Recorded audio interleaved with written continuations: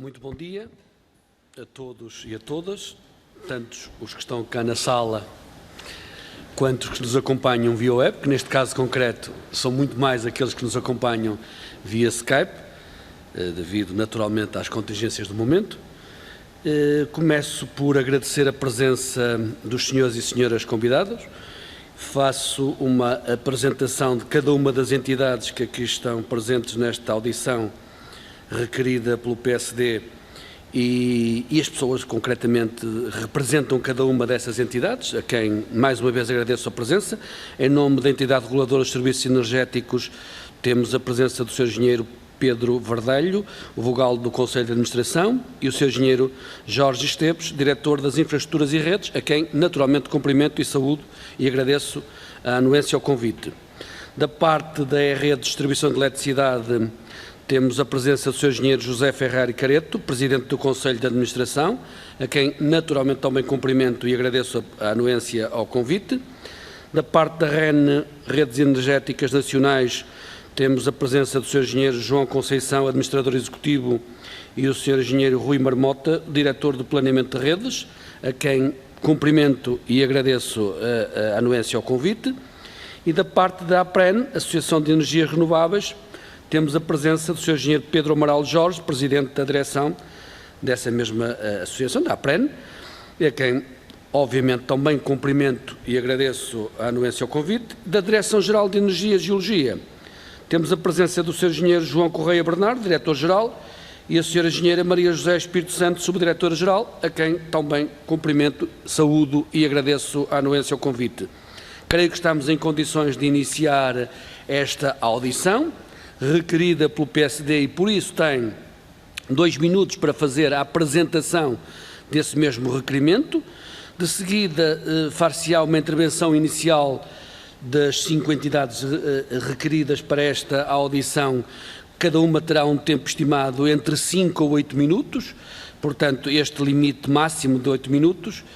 De seguir-se-á uma ronda de intervenções dos grupos parlamentares, em que cada grupo parlamentar, pela ordem de representatividade, tem 4 minutos para fazer a sua intervenção e depois far-se-á uma resposta global dos requeridos, sendo que cada entidade volta a ter 5 minutos para fazer essa intervenção,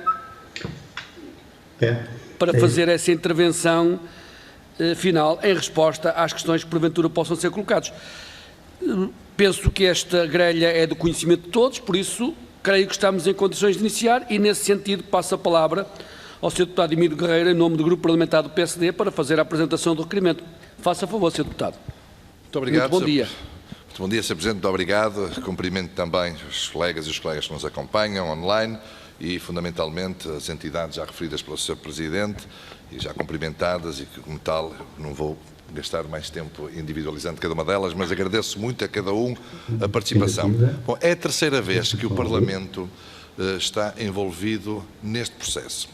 Por proposta do Governo, no Orçamento de Estado, já é a terceira vez que o Governo é, de alguma forma, o Parlamento é envolvido para acompanhar o PDIRDE, um plano de investimentos grande, plurianual, de grande importância, e como tal, nós pela terceira vez que estamos envolvidos, recordando aqui que da primeira vez criou até grandes dificuldades, ainda no final da legislatura anterior, grandes dificuldades até de que forma, como é que o Parlamento, que não tem de facto um staff técnico especializado nestas matérias de energia, ao contrário das entidades que estão aqui envolvidas, se elas próprias são fortíssimas e o core delas é exatamente, do ponto de vista técnico, a energia, o Parlamento sentiu algumas dificuldades de como é que teria que ser envolvido nesta matéria ou não, qual seria o contributo que poderia dar. O que nós entendemos neste momento, até porque soubemos, pela correspondência trocada, que o segundo plano em que nós fomos envolvidos, ou seja, o 2018, não foi ainda homologado, aprovado pela tutela, é de que forma é que de facto nós podemos contribuir para que este escrutínio parlamentar seja mais rigoroso e de alguma forma mais transparente. Ou seja, achamos que é uma excelente oportunidade para que todos os parceiros envolvidos deem o seu contributo, para além daquele que fizeram escrito nos vídeos parceiros, mas contribuíssem também para o enriquecimento daquilo que é o escrutínio parlamentar parlamentar, contribuindo com esta audição, com aquilo que vêm dizer, com os esclarecimentos que poderão tomar, também com aquilo que são as angústias que este plano provoca, as incertezas, as convicções, as coisas positivas, menos positivas, mas para que de alguma forma o escrutínio final que o Parlamento faça seja de facto um escrutínio mais transparente e mais rigoroso. Muito obrigado. Muito obrigado, Sr. Deputado. Está feita a apresentação do requerimento e, por isso, vou passar a palavra às entidades, pela ordem que aqui tenho descrita, sem ter com isto nenhuma ordem específica. Começo por dar a palavra aos seus representantes da entidade reguladora dos serviços energéticos, o engenheiro Pedro Verdelho e o engenheiro Jorge Esteves, que distribuíram o tempo como muito bem entenderem, sabendo que têm, no máximo, 8 minutos para fazer essa apresentação. Façam favor. Bom dia, estão-me a ouvir? Bom dia. Estamos a ver e ouvir. Perfeito. Muito bom dia, muito obrigado. Bom dia, sou Presidente da Comissão de Ambiente, Energia e Ordenamento do Território. Senhoras e senhores deputados, é com grande satisfação e honra que participamos, que a ERSE participa nesta audição relativa à aprovação do PEDIR DE 2020 e avaliação dos seus impactos estratégicos. O desenvolvimento das infraestruturas elétricas que nos traz aqui irá ser crucial na viabilização da transformação da economia num contexto de descarbonização e transição energética. Por um lado, temos processos e tecnologias mais eficientes que reduzem as nossas necessidades de consumo de eletricidade e que a digitalização promove, e, por outro lado, perspectiva-se uma substituição dos vetores energéticos à base de combustíveis fósseis, pressionando o crescimento dos consumos de eletricidade. Este processo de transição não está a ser iniciado agora. Iniciou-se há muitos anos atrás com a integração massiva na nossa matriz energética de fontes de energia renovável, substituindo as fontes de origem fóssil. Hoje é muito claro que essa substituição representa vantagem económica na medida em que se registra uma inversão do custo nivelado das tecnologias de conversão de energia a partir de fontes de energia renovável face ao custo nivelado das tecnologias convencionais queimando combustíveis fósseis. Tratam-se de tecnologias elétricas dedicadas para o controle e conversão eficientes dos recursos renováveis que nos são oferecidos pela água, vento, ondulação ou sol e, consequentemente, o vetor energético resultante do processo de conversão acaba sempre por ser a eletricidade. De igual modo, na generalização das utilizações finais, a tecnologia elétrica apresenta também características únicas ao nível do controle e eficiência energética, dos processos de conversão de energia elétrica em energia útil, iluminação, calor, frio, movimento, o que a torna num vetor energético incontornável neste processo de transição energética que vivemos. É neste contexto de eletrificação que o exercício de planeamento das redes elétricas assume particular relevância. O exercício de planeamento a desenvolver pelos operadores de redes tem por base cenários sobre o modo como o futuro se irá desenvolver. Naturalmente que no quadro da transição energética rumo a uma sociedade neutra em carbono em 2050, os cenários a considerar são os que decorrem das opções de política energética e que são atualizados em função do ultrapassar das incertezas que ainda hoje existem. Estes cenários são estabelecidos em instrumentos de política energética, como o Plano Nacional de Energia e Clima 2030, que estabelece as linhas de atuação de 21 a 30, no roteiro para a neutralidade carbónica 2050 e no Plano Nacional de Investimentos 2030. Partindo destes cenários, dos cenários estabelecidos nestes instrumentos de política, o planeamento incorpora o exercício de identificação das necessidades do sistema. No exercício de planeamento, diversas análises de sensibilidade deverão também ser efetuadas para diferentes cenários, de modo a proceder-se a uma avaliação de risco que orientará as opções a tomar. Nessa fase é também fundamental o envolvimento dos utilizadores da rede, que ajudarão a identificar e a rever as necessidades efetivas do sistema e garantirão um planeamento e uma identificação das necessidades ascéticas, não enviesada. É nesse quadro que surge o posicionamento que tem norteado a ERSE em assegurar, como boa prática, um exercício de planeamento mais transparente e independente que envolva o maior número de atores, dando voz a diferentes intervenientes através das consultas públicas que organizamos e os pareceres que a ERSE emite. Existe a preocupação em incorporar o equilíbrio necessário e assegurar que a proposta identificada é aquela que satisfaz as necessidades ao menor custo.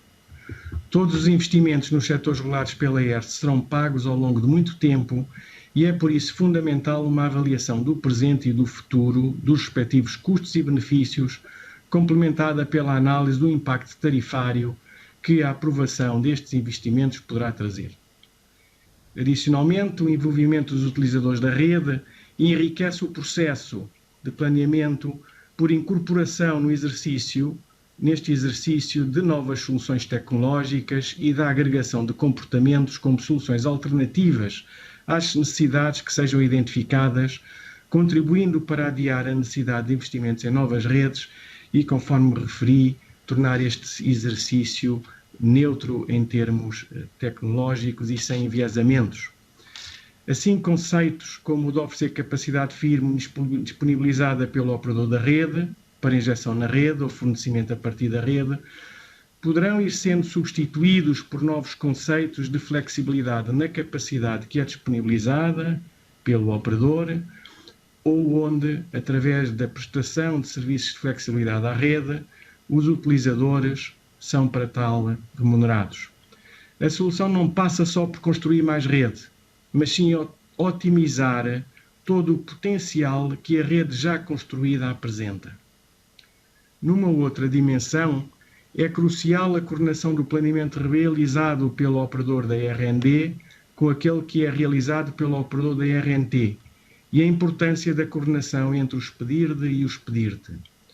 Todos os aspectos que já foram referidos como cruciais para a rede de distribuição ganham acrescida importância e potenciam sinergias na interação entre a RNT e a RND. Na altura da preparação do parecer da ERSE à proposta de pedir de 2020, a proposta conhecida era a do pedir-te 19 e a importância dessa coordenação foi sublinhada. Atualmente a ERSE está a ultimar o seu parecer à proposta de pedir-te 2021, beneficiando dos contributos recebidos durante a consulta pública que organizamos e da interação com a realização simultânea da preparação do parecer à proposta de PEDIRG 2021, relativamente ao plano de investimento previstos pelo operador da RNTG para as grandes infraestruturas de gás entre 22 e 31.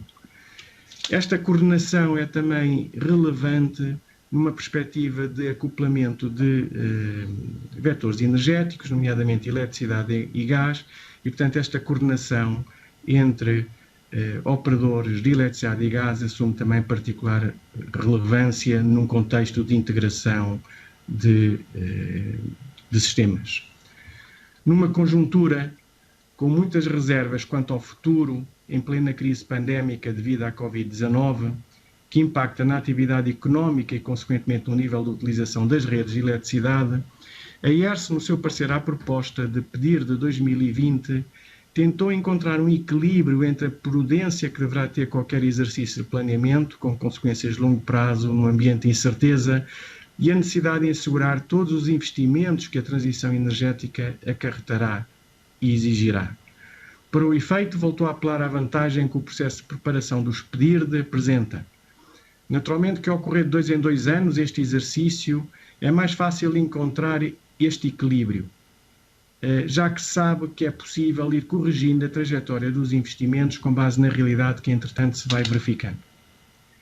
Em consequência, as recomendações da ERSE foram no sentido de uma reformulação da proposta de PEDIR de 2020, de forma a que ao longo dos 5 anos o total de transferências para exploração não exceda 889 milhões de euros, em vez dos 1.008 milhões inicialmente propostos, assegurando-se assim o impacto tarifário acumulado... Sr. Engenheiro, eu peço desculpa interrompê-lo, não era a intenção, mas já o fiz, naturalmente.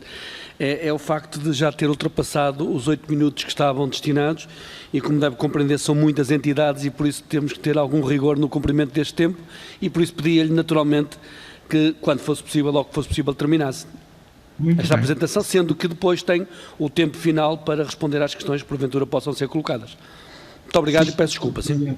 E peço desculpas também por este incumprimento. Portanto, estava a dizer que, no fundo, parte do investimento no valor de 889 milhões de euros encontra-se também já aprovado nos PDIRDs de 16 e 18. Portanto, de facto, o que estamos a falar é de um valor incremental de 473 milhões de euros que terá que ser aprovado ou que está na mesa para ser aprovado no âmbito deste PDIR de 2020.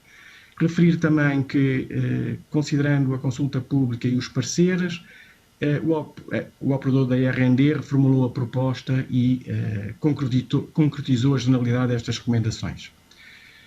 Bom, esta proposta final, que está agora em análise nesta Comissão Parlamentar, é de facto o resultado de todos estes passos e representa o contributo técnico e regulatório para uma tomada de decisão ao nível da política energética. Cabe agora ao Parlamento incorporar a perspectiva política e a perspectiva dos cidadãos, de modo a permitir a aprovação final ao Governo. E terminava com esta última ideia, sem dúvida que este é um caminho longo, que já se encontra, que se procura harmonizar os aspectos técnicos com os aspectos regulatórios, e depois se assume que a decisão final é de índole política, beneficiando da forma transparente e participada como é tomada. É um exercício ambicioso, mas fundamental, num contexto de integração de sistemas energéticos em que se pretende assegurar a resposta às necessidades da população da forma mais eficiente e com preços de energia acessíveis para todos. E com isto terminava, Sr. Presidente, e muito obrigado pela oportunidade que deram à ERSE para participar nesta audição. Muito obrigado, Sr. Engenheiro. Dando continuidade, temos agora, passo a palavra ao Sr. Engenheiro José Ferreira Careto, em nome e em representação da Rede de Distribuição de Eletricidade S.A. Muito bom dia. Está-nos a ouvir? Dia. Muito bom dia. Faça o favor. Faça o favor. Muito obrigado por esta oportunidade. Com muito gosto que estamos aqui nesta audição. Só diria o Presidente da Comissão, os senhores deputados e os restantes membros participantes na audição. Nós temos uma pequena apresentação que iríamos usar para suportar a minha apresentação nestes 8 minutos que temos. Estou só à espera que tenhamos autorização para ela entrar, não sei se já estão a vê-la. Estamos sim. Okay. Então, tentando aqui, de forma muito rápida, começar com alguns slides só para darem algum suporte a um tema que é razoavelmente complexo e que procuraremos aqui partilhar da forma mais simples possível. Portanto, em primeiro lugar, dizer que quando estamos aqui a falar do PDIR, estamos a falar de um elemento da cadeia de valor, digamos assim, da eletricidade, e isso é importante na medida em que não estamos aqui a tratar nem da rede de distribuição em baixa tensão, nem do que está a montante, seja ele a rede nacional de transporte. Portanto, estamos basicamente a falar apenas da alta e média tensão, primeiro ponto. Segundo ponto, para dizer que, em termos de processo de aprovação, e para partilhar aqui um bocadinho, como o professor Pedro Verdelho já disse, isto trata-se de um processo de planeamento deslizante, em que, na prática, há coincidência de vários pedidos. Portanto, o pedido de 18 já está concluída a sua aprovação. Neste momento estamos a olhar para o PDIR de 20, portanto que está amarelo no meio deste ecrã, e também dizer que dentro de pouco tempo, já em abril de 22, começaremos a tratar do PDIR de 22. Portanto, como bem disse o professor Pedro Verdelho, na prática há aqui uma continuidade de PDIRs. Depois dizer também que há aqui essencialmente dois drivers, duas partes importantes, dois pilares do PDIR. Portanto, um primeiro tem a ver com o tema de garantir a segurança do abastecimento e a qualidade de serviço, portanto, a resiliência da rede, nomeadamente para suportar eventos climáticos extremos, que, como sabemos, são cada vez mais frequentes, e, por outro lado, também a viabilização da transição energética. Portanto, estes são os dois pilares, e dando aqui alguma informação relativamente a cada um deles, diríamos o seguinte: no que diz respeito ao primeiro pilar, realce para o facto de haver um conjunto de ativos que constituem a rede de distribuição de alta e média tensão, tem uma idade média já bastante assinalável. Portanto, no canto superior esquerdo, como vêem, temos, em termos de transformadores de alta e média tensão, uma média de 31 anos de idade destes ativos, as linhas aéreas, uma média de 27 anos de idade. Portanto, ou seja, são ativos que precisam de ser substituídos à medida que vão envelhecendo. Por outro lado, também dizer que temos vindo a alcançar níveis de qualidade de serviço cada vez melhores, mas isto também implica que haja esta renovação dos referidos ativos. Dizer também do canto inferior esquerdo, para que isto não é um tema específico de Portugal, as redes de distribuição, de uma maneira geral, na Europa, estão numa altura em que precisam de ser substituídos os seus elementos. Isso é algo que é visível na totalidade dos membros da União Europeia e há um estudo Euroelétrico que, aliás, faz referência a isso mesmo. E, finalmente, ainda neste slide, dizer que nós, desde 2017, que, enquanto país, investimos menos na rede de distribuição de alta e média tensão do que as amortizações em cada ano dessa mesma rede. O que quer dizer que aquilo que sai da rede é menos do que aquilo que entra na rede, de uma forma muito simples. Isto no que diz respeito ao tema da qualidade e da resiliência.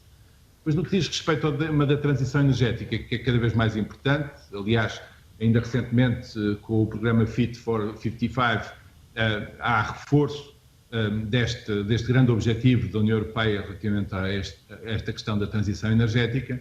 Há aqui alguns dados que valeria a pena nós referirmos. Em primeiro lugar, a quantidade de energia distribuída que tem origem em renováveis ligadas diretamente à rede de distribuição atinge um valor já muito significativo. Em 2020 foram 36%, 36% da energia distribuída tem origem em fontes renováveis diretamente ligadas à rede de distribuição. Este é um aspecto importante. E o outro aspecto importante para o qual nós temos que nos preparar é que a quantidade de produção distribuída que está comprometida, ou seja, que está no pipeline para ser ligada à rede de distribuição, acaba por representar quase o dobro daquilo que está ligado neste momento. Portanto, é um grande desafio prepararmos a rede de distribuição em média e alta tensão para todo este objetivo da transição energética. Há uma área que está relacionada com esta, que tem a ver com a eficiência da rede.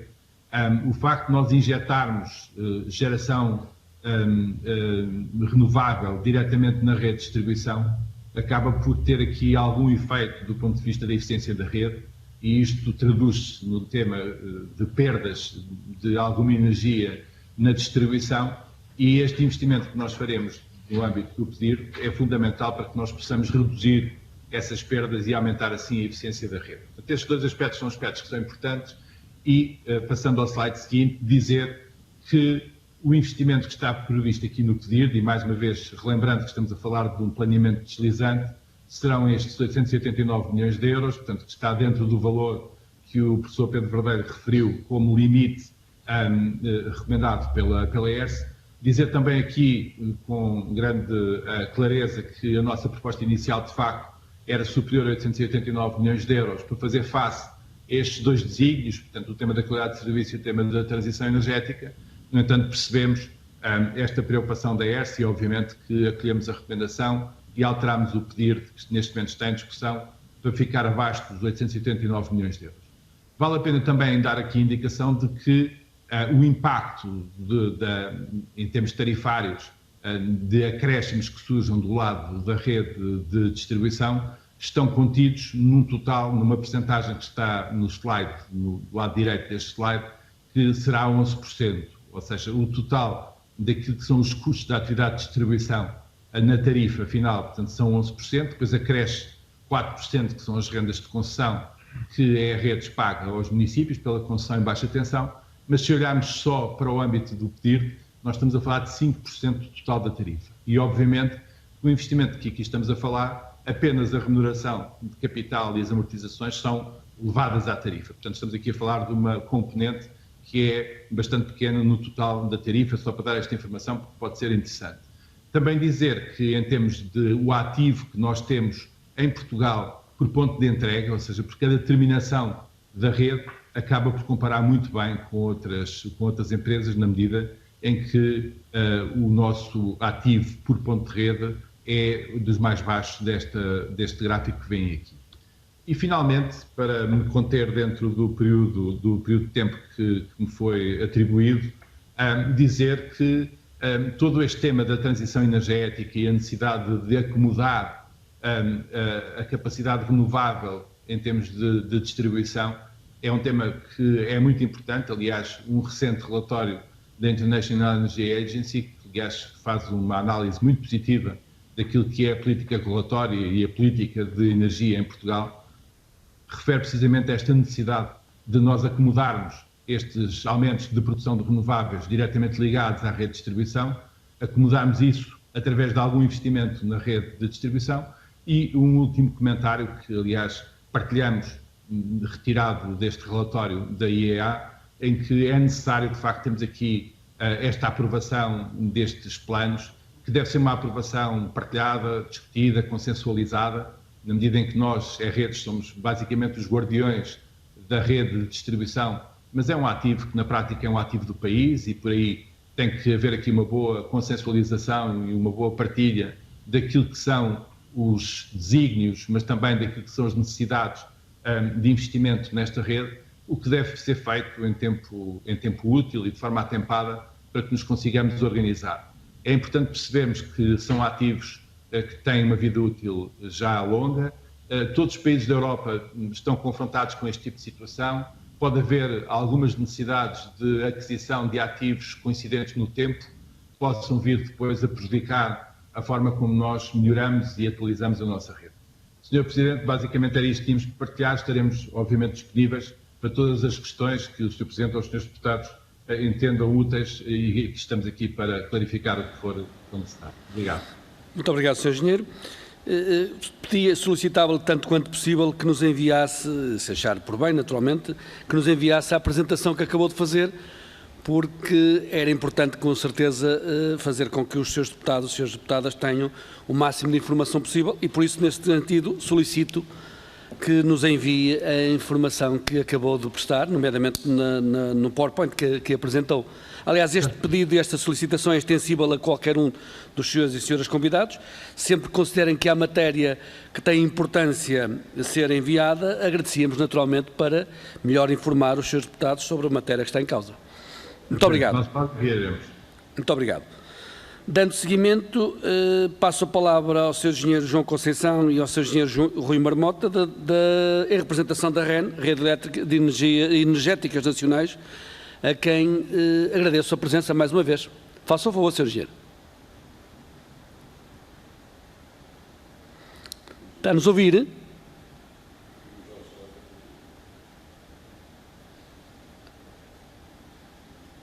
Engenheiro João Conceição, está-nos a ouvir? Como ao momento não obtemos resposta, creio ser melhor dar continuidade e depois voltamos. Senhor Presidente, já nos está a ouvir? Está-nos a ouvir agora? Agora estou sim. Tivemos aqui um pequeno percalço. Muito bem, muito bem. Muito bom dia, faça o favor. Muito bom dia também, Sr. Presidente, e gostaria de cumprimentar o Sr. Presidente e os senhores deputados e os demais representantes das diferentes entidades. Nós também preparámos aqui uma curta apresentação que eu vou percorrer o mais rapidamente possível, porque a disponibilizaremos ao Sr. Presidente e aos seus deputados de imediato, mas só para facilitar aqui um pouco as mensagens que gostaríamos de destacar. A REN penso que é conhecida, portanto a REN foca a sua atividade no transporte de eletricidade e no transporte de gás natural, agora gás mais genérico, uma vez que foi alargado o âmbito da atividade do gás aos novos gases renováveis e ao hidrogénio, e recentemente também adquirimos a segunda maior concessão de distribuição de gás, a Portgás, na zona do Porto.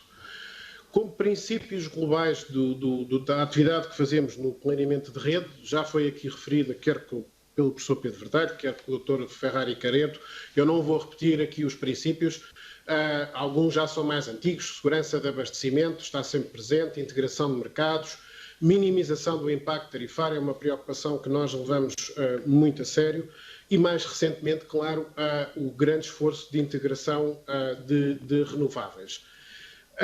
Portugal tem uma meta bastante ambiciosa na incorporação de renováveis. Nós queremos chegar a 2030 com 80% do consumo de eletricidade obtido a partir de fontes renováveis, e isto vai significar, de uma forma muito resumida, a uma duplicação praticamente da capacidade instalada eólica, algum crescimento da hídrica e um salto muito significativo da potência solar, compensando uma redução também bastante significativa da energia térmica convencional.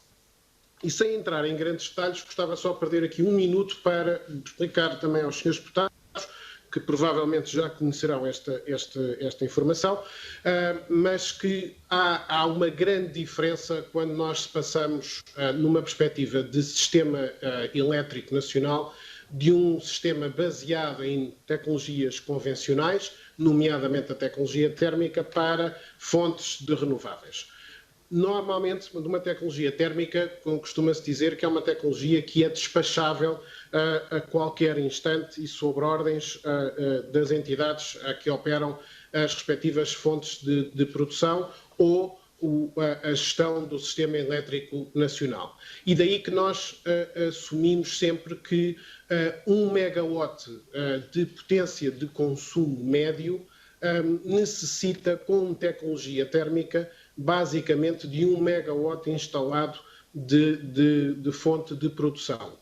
Quando nós saltamos para as fontes renováveis, nomeadamente a eólica ou solar, nós verificamos que, por razões de volatilidade de produção ou por razões mais básicas, como o facto de não termos sol durante as horas da noite, independentemente de podermos minimizar esse impacto através da utilização de baterias, a verdade é que esta relação de 1 para 1 deixa de ser válida e há uma necessidade de um incremento significativo dos megawatts instalados para dar resposta ao tal megawatt de consumo médio. Para os senhores deputados terem uma noção, se estivermos a falar da eólica, estamos a ter uma relação de 1 para 3,6, e se passarmos a solar, esse aumento médio passa de 1 para 4,8. Ou seja, como conclusão, ao passarmos para um grande desafio de incorporação de renováveis, vamos ter necessariamente que ter mais capacidade instalada no sistema do que aquela que teríamos através de fontes convencionais. E é um pouco isso que está a acontecer, e nomeadamente que nós temos assistido nos últimos 2 anos, uma tremenda manifestação de interesse da parte dos promotores de projetos renováveis e, em particular, de projetos solares, que têm solicitado um aumento bastante significativo e, neste caso concreto, muito acima daquilo que são as necessidades do sistema português. Para os senhores deputados terem uma noção, nós, neste momento, só de pedidos de ligação à Rede Nacional de Transporte, nós, neste momento, temos registado qualquer coisa como 6 vezes a capacidade de geração total nacional, com todas as tecnologias, e 14 vezes a ponta de consumo elétrico. Mas já foi referido aqui pelo professor Pedro Verdelho e o Dr. Ferrari Careto também abordou este tema. À medida que nós vamos evoluindo, e isto é um ponto que consideramos extremamente importante, à medida que nós vamos evoluindo no desenvolvimento e das renováveis, vamos assistindo a uma necessidade cada vez maior de uma articulação muito estreita entre as atividades de transporte e as atividades de distribuição de energia. O professor Pedro Verdelho referiu, e muito bem, uma necessidade bastante próxima de articulação entre os planos de desenvolvimento da rede de distribuição, aquele que estamos a falar aqui hoje, e os planos de desenvolvimento da rede de transporte. E tentámos esquematizar aqui, sem entrar em grandes detalhes, exatamente o que é que nós queremos dizer. Antigamente, quando nós tínhamos um sistema tradicional, os fluxos de energia eram essencialmente unidirecionais, no sentido da fonte de produção para a rede de transporte, depois para a rede de distribuição e, finalmente, para o consumidor.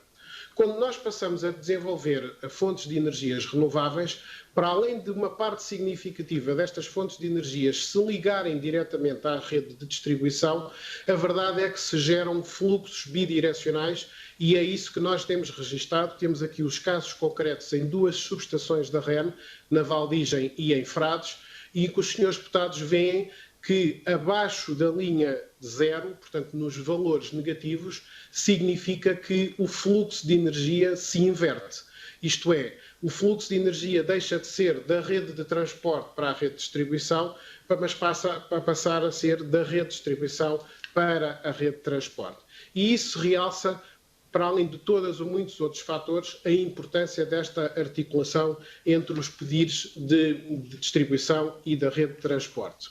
Concretamente, ao pedir da distribuição que estamos aqui a falar, a REN foi solicitada pronunciar-se sobre o mesmo e a nossa opinião é que existe uma boa articulação entre os dois operadores de transporte e distribuição, não só nas necessidades identificadas de investimento, mas também, e na nossa opinião muito importante, na sua calendarização. É importante que estes investimentos estejam bem calendarizados para que estejam articulados também na linha do tempo, para evitar sobreinvestimentos numa ou noutra rede, sem que a contraparte esteja disponível para poder prestar o seu serviço. Acreditamos que o pedir da distribuição responde aos objetivos estratégicos a que se propõe, nomeadamente, como já foi aqui referido, na reabilitação dos ativos, na resiliência de rede e num desenvolvimento das redes inteligentes. Finalmente, uma palavra para o pedir da rede de transporte. Pedir esse que nós entregamos em março do corrente ano, e que já foi objeto de consulta pública por parte da entidade reguladora, terminou. Estamos a aguardar os pareceres da ERSE e da Direção-Geral de Energia. Este pedido, nós tivemos aqui uma preocupação de manter a estrutura de forma idêntica àquilo que tínhamos apresentado nas duas versões anteriores. Nós, tal como na rede de distribuição, temos que fazer este exercício de planeamento de 2 em 2 anos. No nosso caso, para os 10 anos seguintes.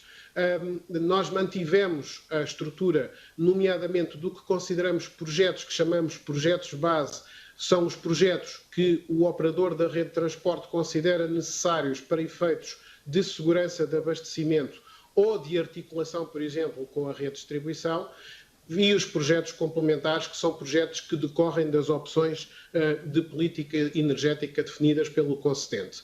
Nós, neste pedir que apresentámos em março do corrente ano e que será válido para 2022 até 2031, prevemos um montante total de investimento de cerca de 750 milhões de euros a custos diretos externos durante estes 10 anos e tivemos uma preocupação muito forte para que não ocorresse alterações das tarifas de acesso às redes e que não onerossem os consumidores. Em termos médios, de acordo com os nossos cálculos, os investimentos que aqui prevêem têm uma taxa de variação das tarifas de acesso às redes de 0,025% e, portanto, praticamente se mantêm constantes. Globalmente, neste momento, da informação que nós conhecemos e que foi disponibilizada pela ERSE relativamente aos comentários que recebeu do processo de consulta pública, realçamos aqui 2 desses comentários. Existem naturalmente muitos Sr. Engenheiro, eu mais. peço desculpa interromper, mas vai mesmo ter que terminar, que já está ultrapassado o tempo. E com isto termino, Sr. Presidente, que no Conselho Consultivo considera, e outras entidades consideram que existe uma boa articulação entre a REN e a redes neste planeamento de redes de transporte e distribuição e que a questão da ligação à nova produção renovável é um dos pontos fulcrais dos planos de desenvolvimento de rede. Muito obrigado. Muito obrigado, Sr. Engenheiro. Como deve compreender, é o facto de ser muitas entidades convidadas e, naturalmente, a ultrapassar do tempo, alonga em demasia esta audição. Pedia-lhe o favor de enviar logo possível a apresentação que acabou de fazer, porque naturalmente será importante os seus deputados terem em sua posse esta mesma informação. Assim o faremos, Sr. Presidente. Muito obrigado.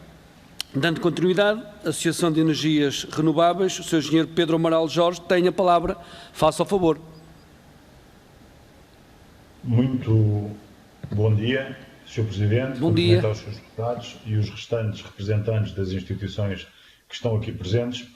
Eu optei por não fazer uma apresentação e vou referir aqui do ponto de vista do mercado liberalizado dos produtores de eletricidade renovável um conjunto de notas, não apenas a este pedir, mas àquilo que terá que ser o desenvolvimento da rede elétrica de serviço público. Obviamente que todos os intervenientes que me antecederam explicaram de forma muito clara e objetiva, e portanto eu não iria acrescentar nada que foi referido nem pelo Dr. Pedro Verdelho, nem pelo engenheiro João Conceição, nem pelo presidente da E-Redes, e portanto eu não vou alargar por aí. E até na tentativa de poupar tempo aos restantes, queria só fazer aqui 6 ou 7 pontos que me parecem relevantes. As redes elétricas de distribuição e de transporte, na sua integração, vão ter que estar ao serviço da transição energética, no cumprimento das metas de descarbonização com que nós nos comprometemos, e temos que ter em linha de conta que temos que fazer o desenvolvimento das redes ao serviço da transição energética e não acomodar a transição energética àquilo que existe das redes. E obviamente isso tem que estar em linha de pensamento também nos planos de desenvolvimento, não só dos operadores da rede elétrica de serviço público, de transporte ou distribuição, mas também no regulador e na capacidade que tem que ter, do ponto de vista do que está ao abrigo, do ponto de vista legal, para poder olhar para isto e perceber que isto tem mesmo que avançar. E explicar isto em 2 conceitos. Todos nós estamos já plenamente informados que a forma mais eficiente e barata de contribuir para a descarbonização na próxima década é através da eletrificação direta e indireta dos consumos energéticos. A eletrificação direta feita a partir da produção de eletricidade com origem em fontes renováveis e aquilo que nós temos definido como eletrificação indireta, que é a utilização de energia e eletricidade renovável para a produção de hidrogênio verde através da eletrólise da água. Hoje, olhando para o mercado de eletricidade e o comportamento do mercado ibérico de eletricidade spot, como podem observar, a média do mês está acima de 90 euros por megawatt-hora e aquilo que são os custos nivelados de produção de eletricidade de todas as fontes renováveis que hoje nós temos conhecimento estão muito abaixo e, portanto, a rede elétrica de serviço público tem que ter um desenvolvimento que permita a incorporação de todos estes centros de produção de eletricidade renovável, porque quando atingirmos as metas que já foram referidas de 80% de incorporação de eletricidade renovável em 2030, isto tem uma contribuição substancial para a redução do preço da eletricidade no mercado spot. E depois há aqui 2 pontos adicionais que eu gostava de focar. A grande vantagem desta transição energética é que a distribuição de todos estes centros eletroprodutores renováveis trazem vantagens socioeconómicas para uma grande parte das regiões em Portugal. Começámos com a hídrica, com o eólico e agora estamos a avançar para o fotovoltaico, iremos avançar para o eólico offshore também, e toda esta distribuição de centros eletroprodutores alarga as atividades económicas não só aos centros onde a antiga produção térmica estava localizada, mas também onde se pode gerar benefícios para as economias locais, para as tributações locais e também desenvolver a parte interior do país, seja do Alentejo, da Beira Alta e outros que não é relevante estar aqui a identificar, mas que são todos importantes na capacidade que têm que ter para absorver projetos de centros eletroprodutores renováveis e dessa forma a rede elétrica de serviço público, quer na operação, quer na distribuição, quer no transporte, também tem que ter isto em linha de conta. E depois há aqui uma otimização da rede de distribuição para o novo paradigma elétrico, que também já foi referido, mas que eu gostava de salientar. São todas as tecnologias para a produção de eletricidade, eólica, fotovoltaica, solar concentrada, até os armazenamentos de bateria, a hídrica, onshore, offshore. Vai haver aqui uma multiplicidade que há de compor o portfólio de produção de eletricidade renovável, que é importante conseguir colmatar. E há 2 temas aqui importantes, que é a bidirecionalidade, que já foi referida, ou seja, os consumidores de eletricidade poderão também passar a ser produtores de eletricidade e o Clean Energy Package, que também foi reforçado agora no package do Fit for 55%. O autoconsumo individual e coletivo é muito relevante na transição energética e as comunidades de energia, sejam elas industriais, corporativas, de serviços ou mesmo residenciais, vão passar a ter um papel fulcral. E isso implica que haja uma adaptação não só de hardware das redes elétricas de distribuição e de transporte, mas também do ponto de vista do software e da gestão. E é muito importante que isto nos próximos planos de desenvolvimento, quer o pedir-te seja incorporado, para que isto esteja ao serviço da transição energética. Gostava apenas de reforçar aqui que Este novo pacote que foi apresentado no dia 14 de julho pela Comissão Europeia, que ainda tem que ir ao Parlamento e ao Conselho, mas que representa, no fundo, a redução das emissões em 55% face a 1990, vem aumentar a necessidade de ter produção adicional de eletricidade a partir de fontes renováveis e, com isto, também vai tornar mais exigente os planos de desenvolvimento, quer da rede de distribuição, quer da rede de transporte. É também importante sensibilizar, e aqui uma sensibilização particular à ERSE, que as redes elétricas de serviço público vão ter que incorporar todo este novo paradigma e vão ter que ser capazes também de integrar as restrições que vamos passar a ter cada vez mais exigentes no licenciamento dos centros de eletroprodutores renováveis, fruto das novas diretivas que vêm da preservação da biodiversidade, da restauro dos ecossistemas, e tudo isto tem que ser integrado. E, portanto, há uma nova forma que tem que ser pensada desta nova rede elétrica de serviço público, com ativos já existentes, com ativos a serem planeados, desenvolvidos e construídos, e também os ativos do ponto de vista de software, para se maximizar a utilização da rede elétrica, indo até com, provavelmente, algoritmos de inteligência artificial para conseguir ter este equilíbrio entre a produção renovável maximizada em 80% no mínimo em 2030 e o consumo de eletricidade.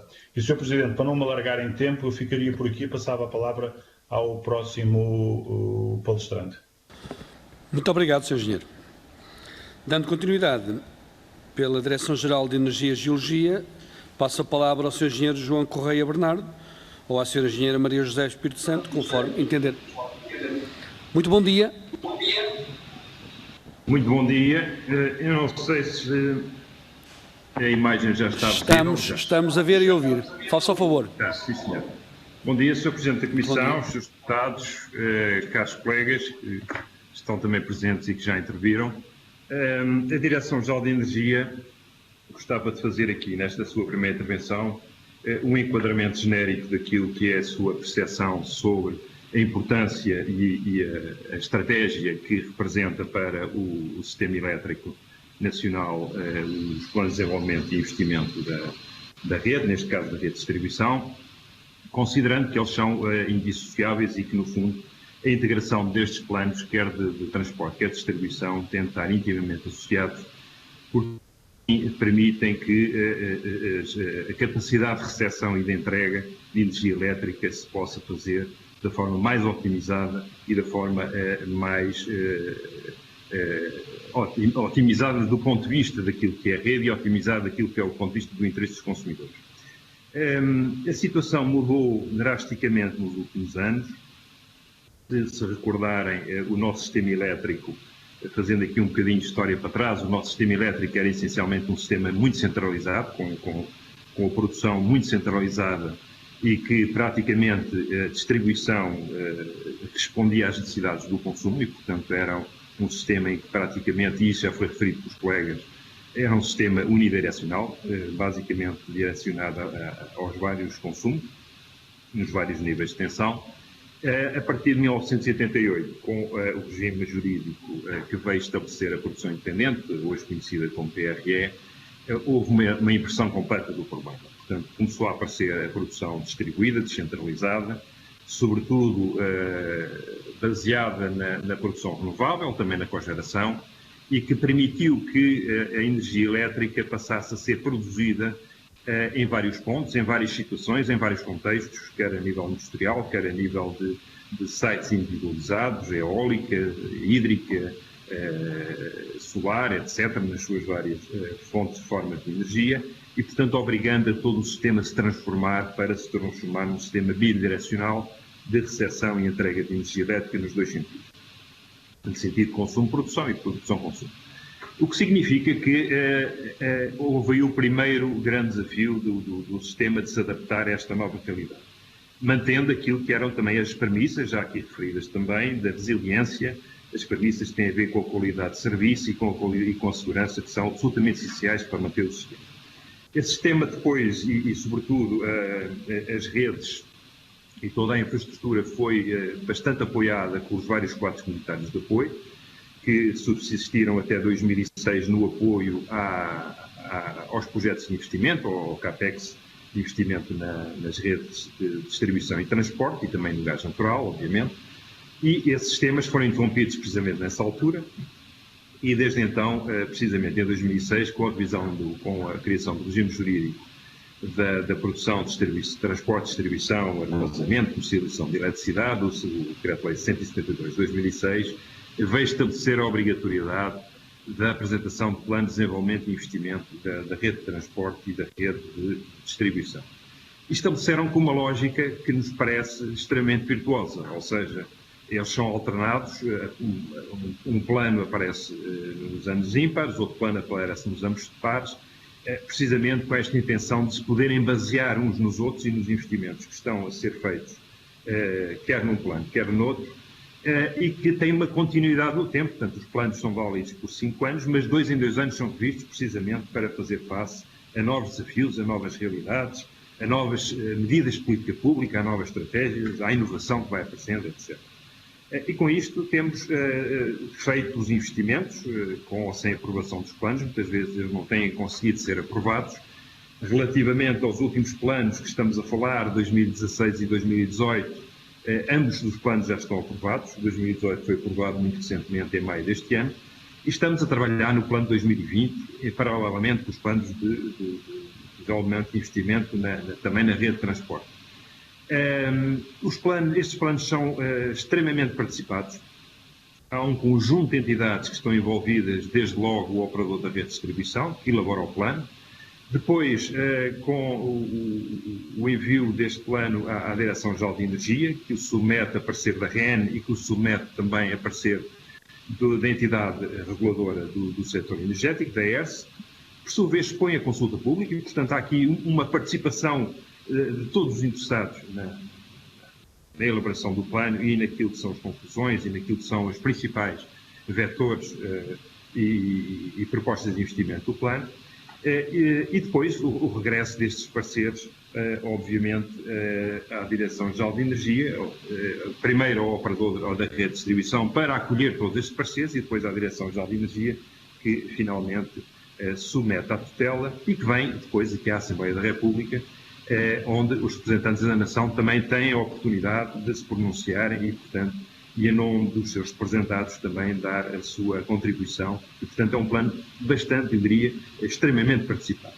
Para além disso, os planos, como foi referido na nota que nos enviaram a Comissão Parlamentar do PSD, são também submetidos à avaliação de impacto ambiental e, portanto, à avaliação ambiental estratégica, e no caso do plano 2020, a avaliação de impacto ambiental de um pacote de investimentos, de um pacote de projetos, que resultou depois, na sequência dessa avaliação de impacto ambiental, esse pacote de projetos de investimento na retirada de 3 projetos e, portanto, houve uma reorganização e uma estruturação desses projetos, o que significa que as questões de sustentabilidade ambiental também já estão subjacentes à análise destes projetos desde já há alguns anos. E, portanto, todo este quadro, e sem me querer alongar muito mais nesta primeira intervenção, todo este quadro que representa a apresentação destes planos, como disse, são fundamentais para a organização de todo o sistema elétrico nacional, são fundamentais para a redução de custos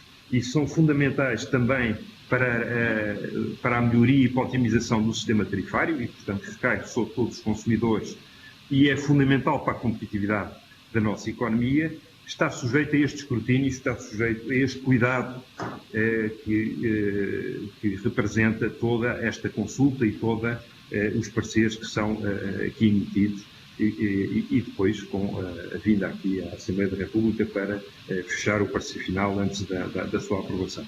Portanto, eu diria que julgo que aquilo que é fundamental naquilo que são os grandes desafios que temos pela frente, no âmbito da transição energética, no âmbito da descarbonização e da neutralidade carbónica, estão também aqui acautelados. E estão acautelados fazendo com que todas as entidades, quer do setor público, quer do setor privado, quer dos concessionários, quer dos operadores de rede, quer das ONGs, possam intervir e poder contribuir e poder confrontá-los com aquilo que são os instrumentos de política pública que necessariamente norteiam também e são fundamentais para orientar estes exercícios.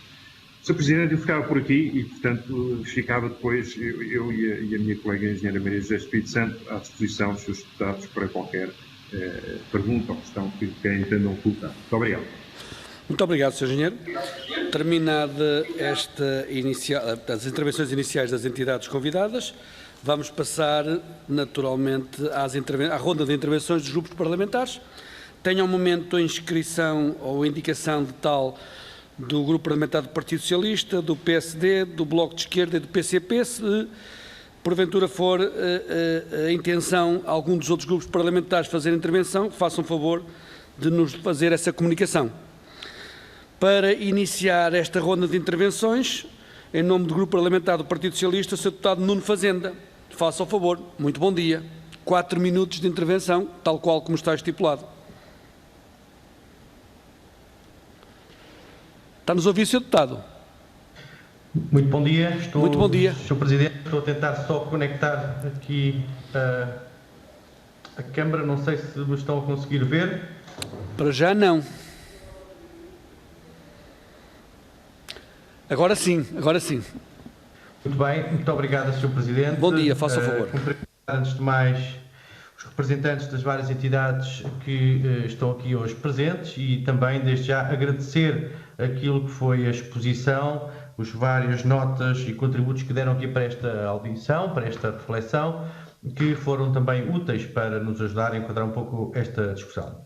Ora, como é sabido, o Plano de Desenvolvimento e Investimento na Rede de Distribuição 2021-2025 reflete um conjunto de investimentos para expandir e valorizar a Rede Nacional de Distribuição de Eletricidade, um investimento que ascende a cerca de 889 milhões de euros e seguindo, aliás, aqui a recomendação da entidade reguladora, conforme já foi aqui dito. Mas o debate sobre este instrumento de política pública não pode deixar de considerar também o contexto em que se insere a política de ambiente e ação climática e, concretamente, a política energética. Ora, como é sabido, Portugal foi o primeiro país a comprometer-se com a neutralidade carbónica até 2050, estabeleceu um roteiro específico para esse efeito e desenvolveu, aliás, planos e estratégias também para esse efeito, entre os quais o Plano Nacional de Energia e Clima 2030, com medidas e metas concretas e que foi já, aliás, hoje aqui citado. E, para além desses planos e dessas estratégias, tem também conseguido alcançar resultados e que vale a pena também sublinhar. Entre 2015 e 2019, Portugal reduziu 26% as emissões de dióxido de carbono e foi dos melhores desempenhos na Europa. E alcançou este resultado também com um crescimento económico acima da média da União Europeia. Nas renováveis, e aqui já foi falado também, em 2020, Portugal foi o 5º país na União Europeia que mais produziu eletricidade a partir de energias renováveis. E é neste quadro que a Comissão Europeia considera mesmo que Portugal é dos países que está em melhores condições para cumprir as metas climáticas traçadas para 2030.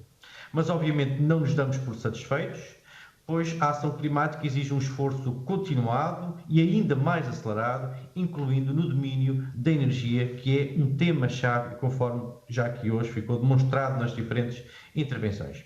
Ora, é neste contexto que o PDIR tem um papel essencial, nomeadamente para assegurar uma transição para uma energia de baixo carbono, reforçar a rede para acomodar potenciais aumentos do peso das fontes renováveis, que, aliás, tem estado em crescente no nosso país, reforçar a resiliência da rede face a fenómenos externos e também garantir a qualidade de serviço.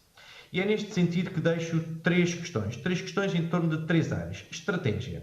Em primeiro lugar, pergunto se consideram que o PDIR está em linha e concorre para a concretização das metas do Plano Nacional de Energia e Clima, isto é, se os investimentos permitem uma efetiva contribuição para a redução dos gases de efeito de estufa, e se também os investimentos previstos permitem um aumento da cota de energia renovável, isto é, se os investimentos permitem concretizar a meta estabelecida para 2030, em que 80% da produção de eletricidade tem origem a partir de energias renováveis. Primeira questão. Segunda questão, e que está ligada com esta última nota, é como é que o PDIR prevê responder às necessidades de ligação à rede, nomeadamente as ligações de produção de energia renovável, como sendo a fotovoltaica, que tem estado também em grande crescimento em Portugal. E, portanto, se este plano permite dar resposta às necessidades que se perspectivam para o futuro. Por fim, terceira e última questão é se o investimento previsto neste instrumento de política pública poderá ter um reflexo positivo nos preços pagos pelo consumidor final. Isto é, para além daquilo que são o contributo para a melhoria da rede, para a eficiência da rede, para a introdução de energia renovável, se também este instrumento poderá vir a dar um contributo positivo ao nível dos preços de eletricidade para os consumidores finais. São estas as três questões, agradecendo uma vez mais a atenção e a disponibilidade das várias entidades para estarem aqui presentes hoje. Muito obrigado, Sr. Presidente. Muito obrigado, Sr. Deputado. Dando continuidade, Grupo Parlamentar do PSD, Sr. Deputado Emílio Guerreiro, tem a palavra. Faça o favor. Muito obrigado, Sr. Presidente. Agradeço novamente. Queria agradecer a todos os nossos convidados os contributos que nos deram, até aqui, na minha dupla qualidade de deputado do PSD que está a questioná-los, mas também na qualidade de deputado relator, a quem cabe fazer o relatório sobre este plano e que por isso tem, de facto, eu penso que temos todos ganho com o vosso contributo para esclarecer aqui algumas coisas. Porque, de facto, é mesmo disto que se trata, é percebermos de que forma é que o papel do Parlamento neste processo pode ser mais valorizado, contribuindo, de facto, para um escrutínio mais transparente e mais rigoroso. Mas há algumas matérias que, da leitura da documentação, que foi-me suscitando e que eu gostaria de colocar a cada um dos nossos convidados.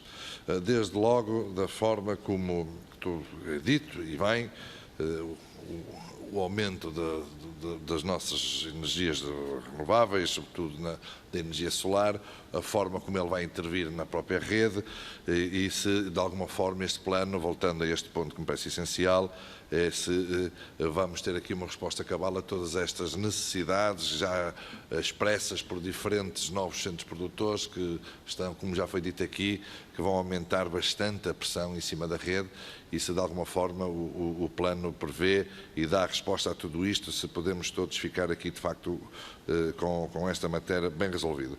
Uma segunda que tem a ver também com aspectos formais que me levantam aqui algumas questões. Soubemos hoje, pelo menos eu soube hoje, que o plano anterior foi aprovado recentemente, quando tivemos cá uma audição com a tutela ainda não estava aprovado, e a questão que eu me coloco a mim mesmo cruzando com aquilo que o Sr. Diretor-Geral da Energia acabou de nos dizer também, é que independentemente da aprovação dos planos, os investimentos vão sendo feitos. Ora, isto parece-me que há aqui um esvaziamento deste instrumento da avaliação do plano enquanto instrumento decisivo para a concretização dos investimentos, e por isso trata-se aqui, se me permite, colocar a questão se de facto o plano é fundamental, se tem lugar ou se é decisivo para a concretização dos investimentos, ou estamos aqui perante um quadro orientador, tem um conjunto de pareceres bem elaborados e sustentados por parte de todas estas entidades, mas que depois, quer ele seja aprovado hoje, amanhã ou depois, ou não sendo, se vale ou se não vale. Uma outra questão que se usa com esta é a articulação, que é referida aqui como essencial, e bem, faz todo sentido, entre a distribuição e o transporte, se não valeria a pena estarmos a falar de um plano integrado, que juntasse as duas valências, porque se a articulação, como se percebe, é tão decisiva e tão importante, que tem mesmo que ser, se não faria sentido que estivéssemos aqui perante um plano global que de alguma forma desse resposta a isso. Nós vimos também da análise da documentação de que a ERSE fixou aqui um número mágico para o investimento. 889 milhões seria o limite superior do investimento. Apesar da proposta inicial ser superior a 1.000 milhões. E eu gostaria que a ERSE explicasse melhor aqui a razão deste número mágico, se é um número que não compromete de facto o déficit tarifário, se é aquele número que salvaguarda o bolso dos contribuintes e digamos, dos portugueses que consomem energia, de onde é que vem este número, porquê desta razão deste número, se pudesse de alguma forma explicar um bocadinho melhor. Ainda nesta matéria da questão do esforço financeiro que cada um de nós faz ao pagar todos esses investimentos, os alertas lançados pela Autoridade da Concorrência, que não está hoje aqui connosco porque está aqui numa sala ao lado, na Comissão de Economia toda a manhã, mas que deixou um conjunto de alertas do facto de este plano de investimentos, desde logo, não contemplar também os investimentos feitos em baixa na rede, na distribuição em baixa, e isso de alguma forma isso não deveria ser contabilizado, porque o receio que expressa é, mais uma vez, que isto possa onerar a fatura dos contribuintes. E para terminar, gostaria que se pronunciasse um bocadinho melhor na matéria relativamente, e peço desculpa, Sr. Presidente, e peço a tolerância, da questão da avaliação ambiental estratégica para deste plano. Já foi referido aqui, ele de facto está atrasado, está feita, como é que está, é importante, não é? Ou também permite fazer-se os investimentos independentemente de haver plano, independentemente de haver avaliação ambiental estratégica? Muito obrigado, Sr. Presidente. Muito obrigado, Sr. Deputado. Grupo Parlamentar do Bloco de Esquerda, Sr. Deputado Jorge Costa tem a palavra. Faça o favor. Obrigado, Sr. Presidente. Quero cumprimentar também todas as entidades aqui representadas e os seus representantes, agradecer as exposições que foram feitas. Duas perguntas apenas, enfim, algumas das que eu tinha pensado foram já colocadas pelos seus deputados que me precederam, em particular pelo Sr. Deputado Emílio Guerreiro. Eu queria acrescentar só o seguinte, ainda sobre temas que já foram abordados. Em primeiro lugar, sobre a questão do número mágico da ERSE. Já foi explicado pelo Sr. Deputado que interveio antes de mim que houve uma adaptação do número inicialmente proposto ao patamar máximo que a ERSE indicou, mas ainda assim este número mágico corresponde a um aumento de 20% em relação à média histórica, ou melhor, em relação ao histórico dos últimos 10 anos dos investimentos na rede. E a pergunta que eu gostava de deixar, e penso que ela deverá ser primordialmente dirigida à ERSE e também à E-Redes, é em que rubricas concretas do investimento é que esse aumento se verifica. Porque gostava de perceber se esse aumento do investimento está especialmente concentrado ou se está disperso e, portanto, ter algum detalhe adicional sobre o que é que justifica este aumento de 20% face ao histórico. Não só o que justifica, mas em que rubricas concretas é que ele ocorre.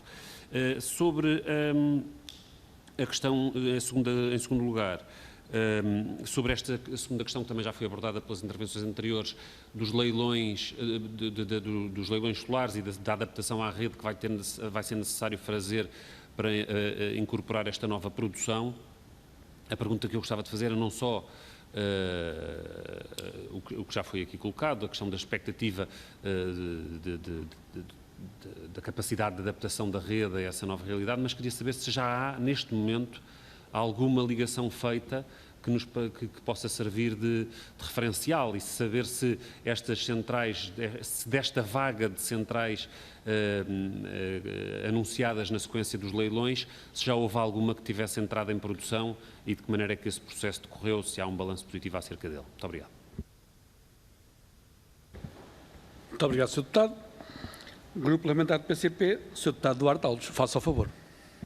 Muito obrigado, Sr. Presidente. Cumprimento também as várias entidades que estão aqui presentes e que já nos deram aqui alguns esclarecimentos sobre este plano de desenvolvimento e investimento das redes, neste caso de distribuição de eletricidade.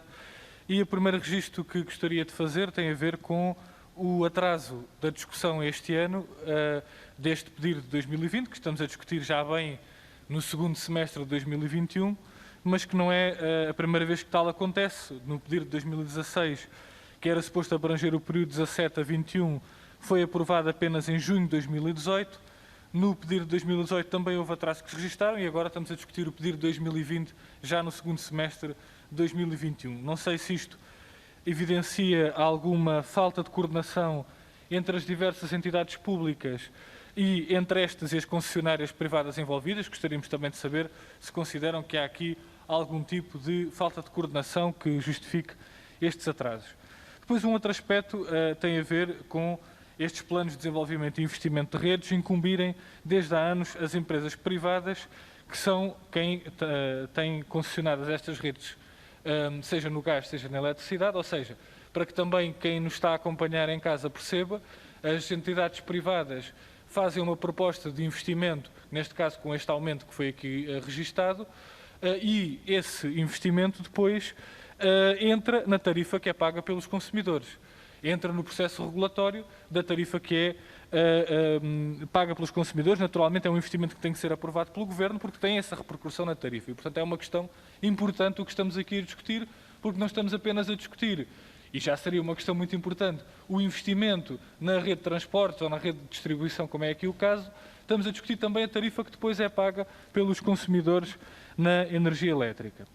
Um outro aspecto que não gostaríamos de assinalar é que não existe um plano à escala nacional para a produção de eletricidade. Portanto, além da questão do transporte e da distribuição, que eventualmente até, como disse o Sr. Deputado Emílio Guerreiro, estão em 2 planos que eventualmente poderiam ser integrados, há também a lacuna de não haver um plano para a produção à escala nacional que equacione os principais interesses do país. Aí quem domina é totalmente os privados e o mercado, numa visão privatista e de fracionamento organizacional que, sendo útil para interesses particulares, não é de todo útil para o interesse público e o interesse nacional. Também consideramos que há uma falta de um documento de enquadramento e unificação racional com características de um plano nacional energético, que seja feito a partir de uma direção política pública. Aquilo que temos é o Plano Nacional de Energia e Clima, que, no nosso entender, não satisfaz, pelo seu conteúdo, objetivos e metodologias de elaboração, aquilo que seria próprio de um Plano Nacional Energético democrático, que seria garantir a integração da política energética nos objetivos mais amplos do desenvolvimento socioeconómico, tendo em conta vertentes como a vertente ambiental, climática, de ordenamento do território e políticas económicas setoriais, mobilidade de pessoas e mercadorias, etc. Atualmente temos um PNEC 2030 que é apenas um exercício estratégico com pouca programação garantida e completamente dependente da narrativa do roteiro da neutralidade carbónica 2050 e sem esse caráter estratégico que deveria ter. Sobre este plano, o pedir, gostaríamos de fazer algumas questões concretas. A primeira é, face à situação de quase esgotamento das redes elétricas, tanto no caso da rede de transporte como na rede de distribuição, e isto face ao explosivo crescimento das solicitações de produtores elétricos de todo o tipo e de dimensão que operam ou desejam operar com base em fontes renováveis, que foi um aspecto aqui já referido nas intervenções iniciais, gostaríamos de perguntar quais serão os montantes de investimento acrescidos devidos a essa vertente de infraestruturação nas redes de transporte e distribuição relativa a esses novos produtores que cresceram de forma avassaladora nos últimos tempos na produção renovável. Uma segunda questão é qual será o impacto absoluto e comparado nas faturas suportadas pelos consumidores de eletricidade, em particular domésticos, devido a esta opção e a este aumento do investimento, um aumento de 20%, qual é o reflexo que terá nas tarifas? E uma terceira e última questão, que perturbações técnicas se farão sentir na exploração das redes de um regime bidirecional complexo, devido ao facto das redes passarem não só a levar eletricidade até aos consumidores, mas também um regime que faz esse transporte bidirecional e que também tem a receber a energia. Portanto, gostaríamos de saber também que perturbações técnicas é que advêm dessa nova realidade. Muito obrigado. Muito obrigado, Sr. Deputado. Como não temos informação de qualquer outro grupo parlamentar que faça a intenção de intervir nesta audição, vamos passar de imediato às respostas às questões levantadas pela parte das entidades convidadas. Creio que seguindo a mesma ordem que há pouco fiz em relação à apresentação inicial e, por isso, nesse sentido, passo a palavra ao Sr. Engenheiro Pedro Verdelho, em nome da ERSE, Entidade Reguladora dos Serviços Energéticos. Faça a favor, Sr. Engenheiro. 5 minutos de intervenção é o quanto está estipulado e agradecia naturalmente que se cumprisse este período de tempo para darmos sequência a uma outra audição de seguida. Muito obrigado, Sr. Engenheiro. Faça a favor. Muito obrigado, Sr. Presidente. As questões que foram colocadas e também os comentários apresentados são, de facto, muito relevantes na matéria que estamos a discutir. Eu diria que nós temos este processo de transição energética é um processo que, no contexto atual, ainda envolve um grande grau de incerteza.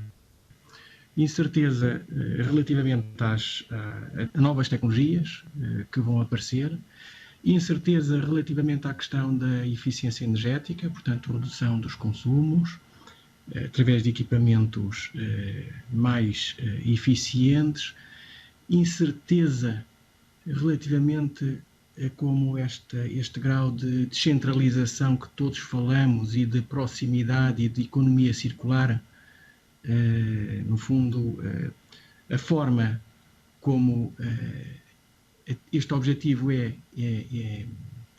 integrado no sistema energético e no fundo, quer em termos de valor final e bem como em termos de trajetória.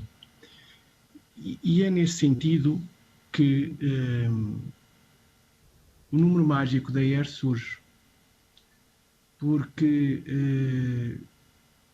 por um lado, há que avaliar qual é o impacto destes investimentos que estamos a aportar ao sistema, num contexto, claro, de eletrificação em que e necessidade de rejuvenescer a rede elétrica, em que o impacto a nível da necessidade de investimentos é grande e, portanto, para garantir-se o cumprimento dos cenários de política energética que já foram referidos, estes investimentos ao nível do reforço da rede são necessários, mas, por outro lado, considerando as incertezas sobre o caminho,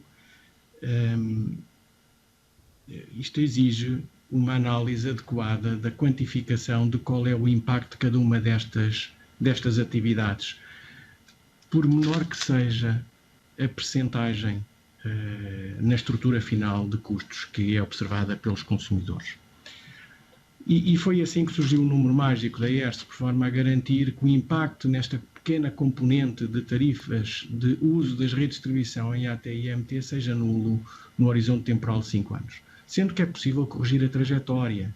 Este exercício de planeamento é um exercício que é efetuado de 2 em 2 anos. Está-se a aprovar o PEDIR de 2020, estamos a falar de 889 milhões de euros, mas cerca de metade deste valor já foi comprometido nos PEDIRs, porque o horizonte temporal de comprometimento é 5 anos, portanto, são 5 anos que vão viajando ao longo do tempo. Parte deste montante já foi aprovado nos PEDIRs anteriores.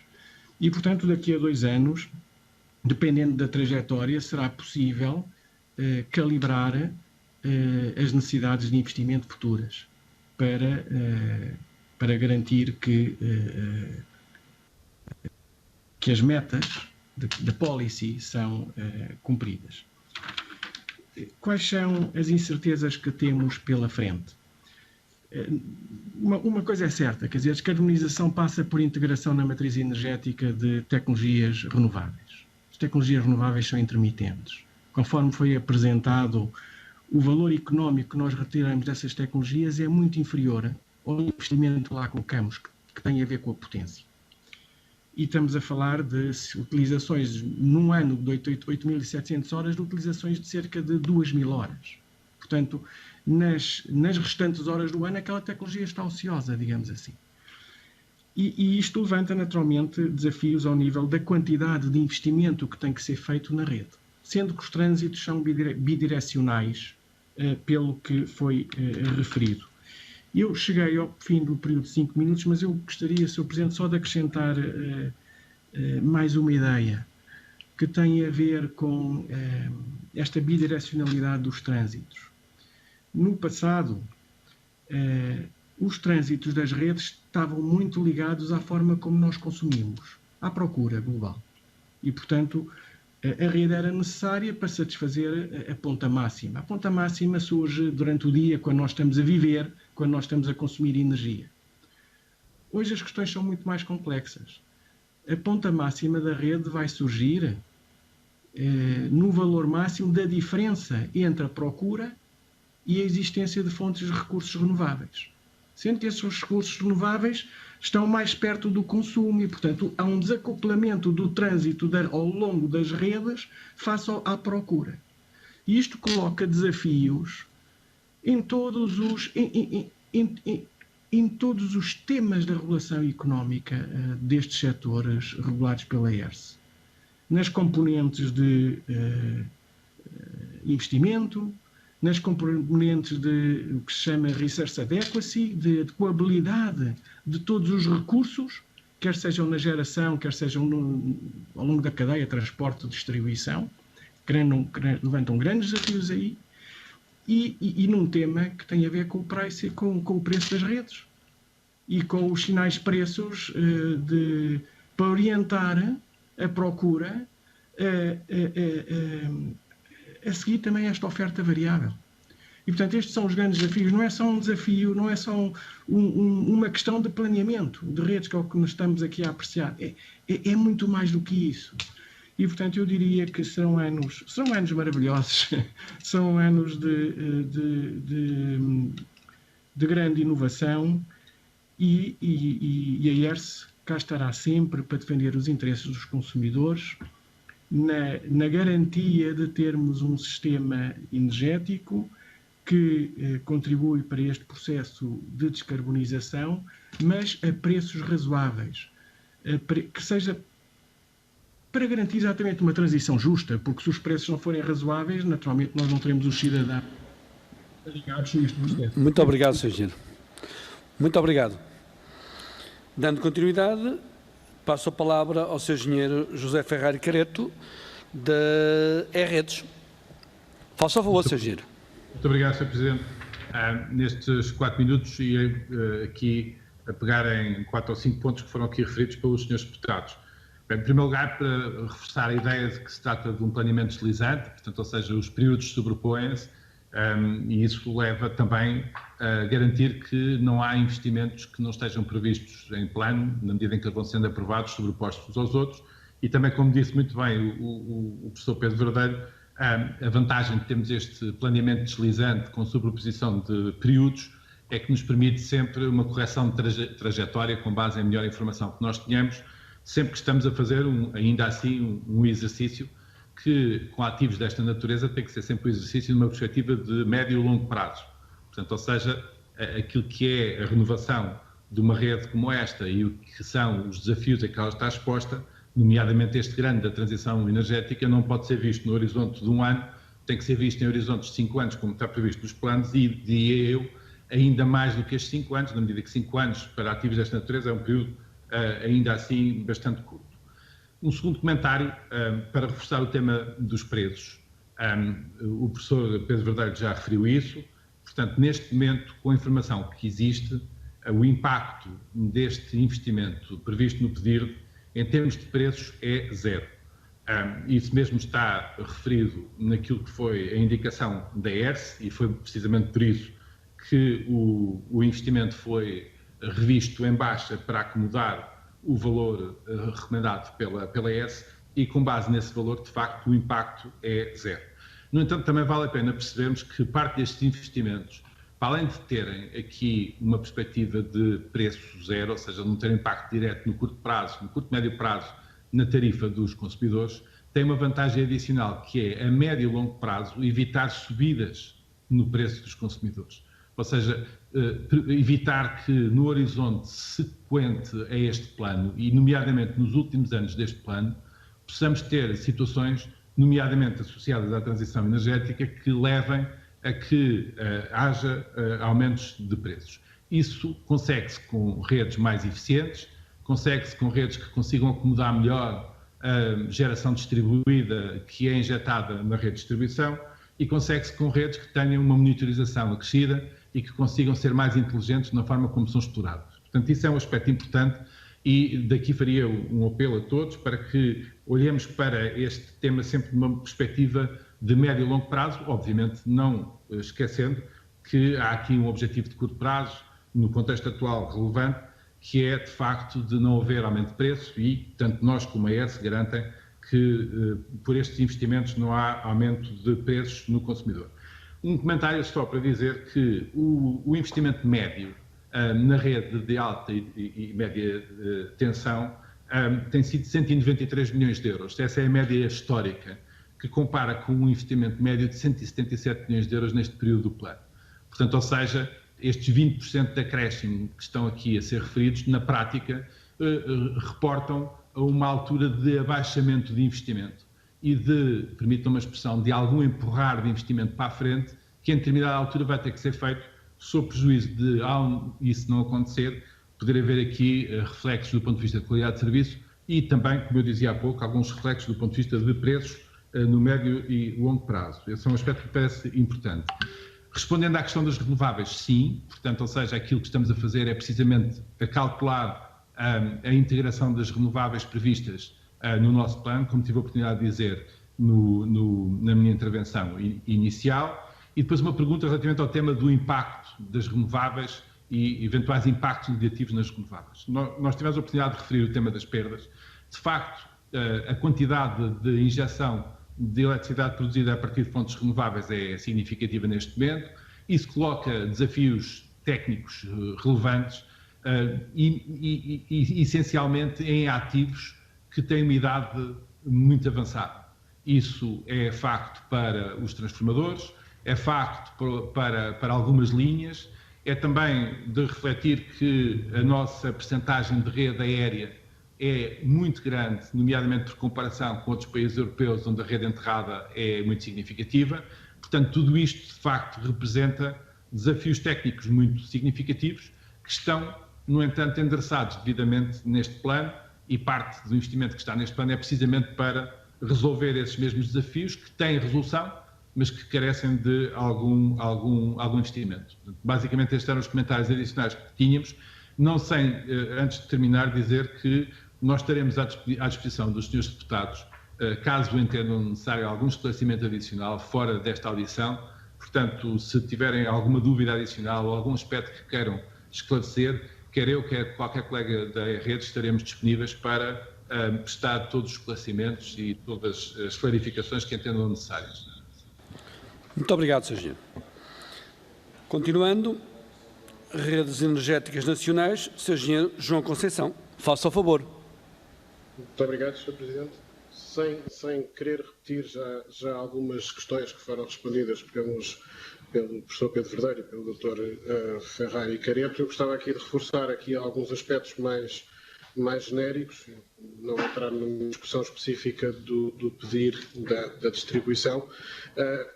Genericamente foi perguntado várias vezes por vários senhores deputados se estes investimentos que estão previstos globalmente nas redes, quer de transporte, quer de distribuição, se permitem dar resposta aos pedidos de renováveis. A resposta é: dão resposta aos objetivos e ao cumprimento das metas de política energética, não dão resposta a todas as manifestações de interesse que ambos os operadores têm recebido e que vão muito além dos objetivos de política energética.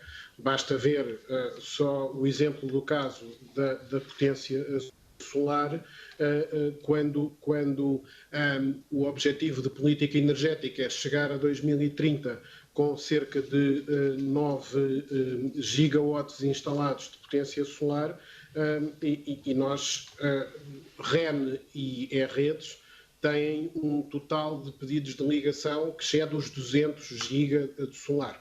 Obviamente que aqui faço minhas as palavras do professor Pedro Verdelho. Tem que haver muito bom senso no sentido do desenvolvimento de rede, porque não é apenas fazer mais rede, é tentar otimizar tudo o que existe, não só para garantir que o impacto nos consumidores é positivo e, portanto, os consumidores vão buscar os impactos positivos, nomeadamente de preço e custo, e não simplesmente, até por uma questão de ordenamento do território, não expandir de uma forma completamente descontrolada a rede. Um segundo aspecto, no que diz respeito à Rede Nacional de Transporte, e uma pergunta colocada pelo Sr. Deputado Jorge Costa, se já há ligações feitas a projetos solares que decorram dos leilões. No que diz respeito à rede de transporte, a resposta é não. Os projetos solares que já se ligaram recentemente à rede de transporte são projetos que decorrem ainda do regime geral prévio aos leilões. Tanto os projetos de leilões como as necessidades de rede que visam colmatar a capacidade ou visam responder à necessidade de capacidade de injeção estão a ser, neste momento, licenciados e posteriormente executados para, num horizonte de 2, 3 anos, poderem ser efetivamente uma realidade. Finalmente, a questão colocada das perturbações da exploração e eu espero não ter induzido os senhores deputados em erro quando fiz referência àqueles fluxos bidirecionais. Nós não lhe chamamos perturbação, chamamos um desafio da nova realidade do setor da energia, que é incontornável, que não vale a pena julgar que é possível não ter esse desafio, porque ele existe e já está presente, o que faz com que os operadores de rede, no que nos diz respeito, tenham que desenvolver as suas ferramentas, conhecimento, preparação dos seus colaboradores, de forma a termos uma cada vez maior observabilidade e controlabilidade técnica sobre a rede, precisamente para que estes desafios sejam totalmente superados e que a qualidade de serviço e, acima de tudo, a segurança de abastecimento energético não seja posta em causa. Muito obrigado, Sr. Presidente. Muito obrigado, Sr. Engenheiro. Dando continuidade, a Associação de Energias Renováveis, Engenheiro Pedro Amaral Jorge, faça o favor.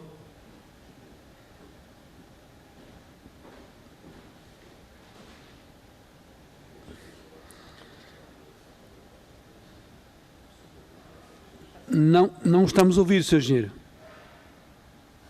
É que esqueci-me de ligar a... Tá, muito bem. Muito obrigado. Desculpa.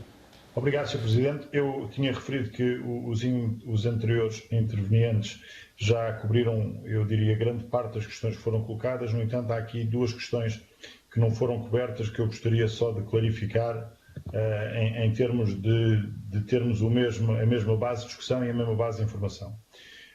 Não há um aumento desmedido da produção independente de eletricidade e isso é uma medida... O unbundling do sistema elétrico, em que se separou a produção, da distribuição, do transporte e da comercialização, é algo que é definido por Bruxelas e que Portugal aderiu, e bem, a meu entender, e há um mercado liberalizado, quer na produção, quer na comercialização de eletricidade. O que é que eu quero dizer com isto? O aumento da incorporação de renovável é a grande contribuição para a descarbonização da economia e para a descarbonização dos consumos elétricos energéticos, em linha com aquilo que foi definido, quer no Clean Energy Package em 2016 e quer agora nesta medida recente da Comissão Europeia do Fit for 55, que no fundo é a redução de emissões ser 55% com base em 1990, como já tinha sido referido.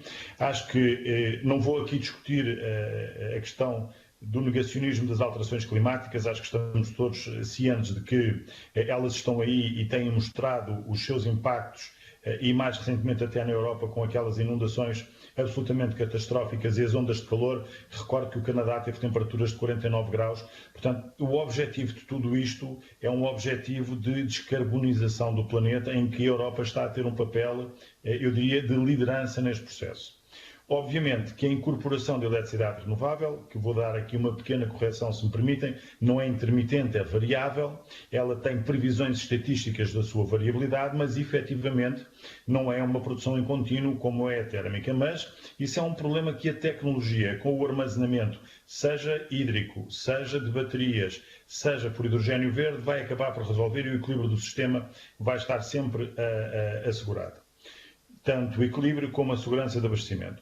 O que nós temos de deixar aqui claro é que o aumento que nós temos vindo a observar no preço do mercado spot de eletricidade é fruto precisamente da falta de incorporação de eletricidade renovável no mix de comercialização e de produção. É conhecido, e isto é um facto científico, na minha opinião, que quanto maior for a incorporação de eletricidade renovável no mercado ibérico de eletricidade, porque as ofertas são feitas a zero, porque a eletricidade renovável não tem custos variáveis, mais baixo é o preço a que se consegue chegar. Agora, nós temos tido dois fenómenos recentes que têm a ver com o aumento do gás natural para a produção de eletricidade, já que as centrais de carvão estão a ser todas descomissionadas, e o aumento das emissões de CO2. E, portanto, a maior contribuição possível para reduzir o preço da eletricidade aos consumidores de eletricidade, e esta é a nossa preocupação, é, obviamente, com a instalação massiva de centros eletroprodutores renováveis. E relativamente só à questão da ociosidade das tecnologias de produção, elas são, no fundo, como Portugal, felizmente, tem um portfólio de sol, vento e água invejável em termos mundiais, em termos europeus, nós iremos conseguir suprir isso. Agora, a ociosidade das tecnologias é determinada do recurso renovável existente, ou seja, nós temos em média 1.800 horas de sol por ano em Portugal, em média 2.800 horas de vento, e portanto tudo isto combinado num portfólio contribuirá, repito e reforço, para a redução da tarifa final ao consumidor de eletricidade. E é um engano estarmos a pensar que isto poderia ser feito de outra forma. Relativamente a haver uma renacionalização do setor liberalizado da eletricidade, como foi referido, eu penso que isto está completamente fora de contexto, quer em termos nacionais, quer em termos europeus, e portanto sobre esse ponto eu não me iria pronunciar e agradeço a oportunidade dispensada. Muito obrigado, Sr. Engenheiro. Para terminarmos esta parte das respostas, a Direção-Geral de Energia e Geologia, Sr. Engenheiro João Correia Bernardo. Faça o favor. Muito obrigado, Sr. Presidente. Eu espero que já esteja visível. Sim, sim, estamos a ver e ouvir perfeitamente. Faça o favor. Pronto, eu queria agradecer a oportunidade de poder responder às questões colocadas pelos seus deputados. A maioria das questões já foram efetivamente respondidas e, portanto, complementava apenas numa outra situação. Obviamente que o plano de desenvolvimento e investimento da rede de distribuição, tal como os outros planos da rede de transporte, da rede de gás, etc., estão compatibilizados e estão em linha com aquilo que são os instrumentos da política energética, nomeadamente os seus instrumentos estratégicos, e concorrem para as metas que estão definidas, quer a nível nacional, quer a nível internacional, apesar de os horizontes temporais não serem os mesmos. Portanto, estamos a falar aqui de um plano que se desenvolve a 5 anos e o PNEC, por exemplo, o Plano Nacional de Energia e Clima, tem o horizonte 2030. Mas, de qualquer forma, estão em linha para, no fundo, ajudar a cumprir essas trajetórias e, portanto, têm uma visão também de médio e longo prazo. Portanto, não se limitam apenas ao curto prazo.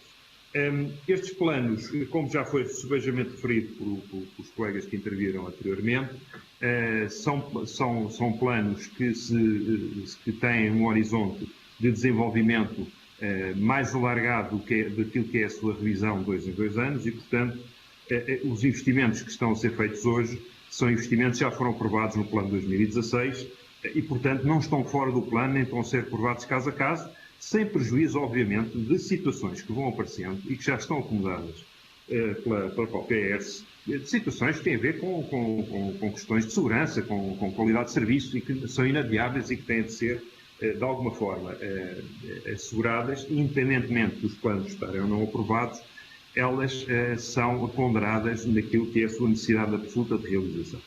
De qualquer forma, como disse, estes planos têm essa vantagem de poderem perspectivar o seu desenvolvimento e investimento para além daquilo que é o seu período de revisão bianual, 2 em 2 anos.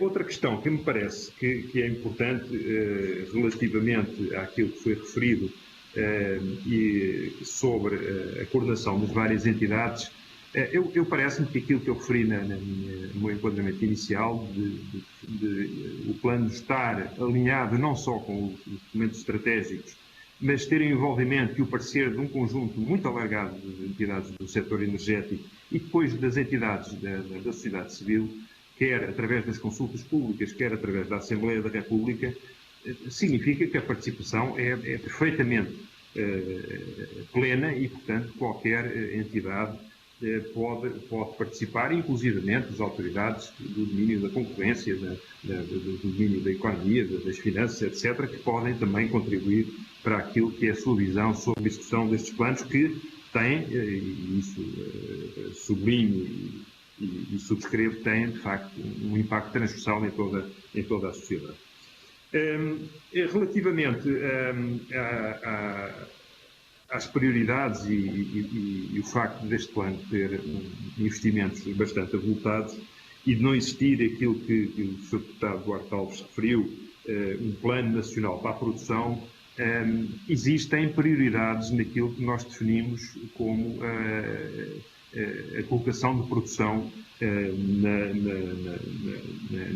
no sistema elétrico nacional e que definimos como prioridades que estão relativamente percepcionadas pelas pessoas e que eu espero que sejam claras. Nós damos prioridade, obviamente, aos leilões. de capacidade, porque os leilões permitem estabelecer critérios para os consumidores, favoráveis aos consumidores, favoráveis ao sistema elétrico nacional e, portanto, são critérios que permitem, de alguma forma, otimizar também as questões relativas à rede e às questões relativas ao ordenamento do território, portanto, permitem-nos fazer a seleção de projetos com base neste conjunto de critérios que são definidos previamente. Temos uma segunda prioridade que tem a ver com os acordos com os produtores de energia elétrica, em que estes produtores também partilham os custos e muitas vezes suportam os custos das infraestruturas que vão ligar estes centros à rede. E depois também, então, promovemos, e eu acho que isto é extremamente importante, um conjunto de soluções que têm a ver com o sobreequipamento, a hibridização, com o armazenamento, com o repowering, que no fundo vão optimizar e melhorar o aproveitamento da rede já existente. E, portanto, aquilo que foi dito, e é uma verdade absoluta e inegável, ao transitarmos de energias despacháveis, como é o gás natural ou o carvão, para energias renováveis, temos aqui uma variabilidade e uma imprevisibilidade naquilo que é a produção, que obriga a colocar mais produção, que obriga a ter parte da rede ociosa, mas há estratégias para diminuir a ociosidade dessa rede. E nós temos essas estratégias também colocadas em cima da mesa. Depois, a questão das narrativas entre os vários instrumentos. O PNEC é claramente um instrumento da política energética e da política climática para a definição das medidas e das metas e dos objetivos para a neutralidade carbónica e também para a transição de um modelo energético baseado em energias, em combustíveis fósseis, para um modelo energético baseado em energia sustentável. E esse modelo está, obviamente, alinhado com o Roteiro Nacional de Carbono, aquilo em que tem de estar alinhado, porque é um roteiro para 2050, mas tem uma narrativa própria, nomeadamente, só para recordar alguns aspectos, fala de aspectos importantes como a integração do hidrogênio, como sabem, o Roteiro Nacional de Carbono só põe o hidrogênio em 2040 e, portanto, este plano traz o hidrogênio muito mais cedo, como é visível, complementado também para a Estratégia Nacional para o Hidrogênio, faz uma utilização das infraestruturas de gás natural como uma alternativa à eletrificação, como, no fundo, uma redundância e como uma alternativa de segurança à eletrificação, descarbonizando essas redes e, portanto, dando um ênfase muito grande à importância que essas redes têm na segurança de abastecimento do país. E tem também preocupações do ponto de vista social que vão muito além daquilo que são meras, frases ou parágrafos. Tem uma preocupação de uma transição justa e democrática, dando atenção a aspectos relacionados com a pobreza energética, com a renovação dos edifícios, com a qualidade de vida nos edifícios relacionados com o conforto térmico, com a produtividade e a baixa produtividade que implica... Sr. Engenheiro, eu peço desculpa interromper. Estou mesmo a terminar. Tá? Estou Muito mesmo a obrigado. terminar. Muito obrigado. E tem preocupações a nível de coesão territorial e social. E, portanto, isto está plenamente também no Plano Nacional de Energia e Clima e está plenamente, exposto. Finalmente, queria só dizer que estes investimentos são perfeitamente fundamentais para aquilo que é o desafio da transição energética. É uma transição energética que não queremos deixar ninguém para trás e vai ter aqui um aspecto muito importante que este plano também tende a calcular. São os aspectos de inovação. Os aspectos de inovação que vai passar por toda uma nova arquitetura e design da rede e por novas tecnologias, têm também de ser calculadas na parte da distribuição de energia com novas soluções técnicas e tem de haver investimento nessas soluções. Não basta falar delas, temos de investir para que a própria rede possa dar resposta nesses aspectos inovatórios àquilo que é esta transição e àquilo que são novas estruturas e novas arquiteturas de rede que temos de ter em modelos que são completamente diferentes dos que temos no passado. Muito obrigado. Muito obrigado, Sr. Engenheiro. Muito bem, terminada que está esta audição, agradeço naturalmente a presença de todos os senhores. Sr. Deputado. É só uma precisão que eu gostaria ainda de perguntar, uma coisa muito rápida. Rápido. É uma resposta só para perceber, porque, e era para o Sr. Engenheiro Ferrari Careto, porque disse que não havia nenhum impacto imediato na tarifa, mas eu registrei na sua intervenção inicial uma referência a um impacto na tarifa que seria contido a 11%.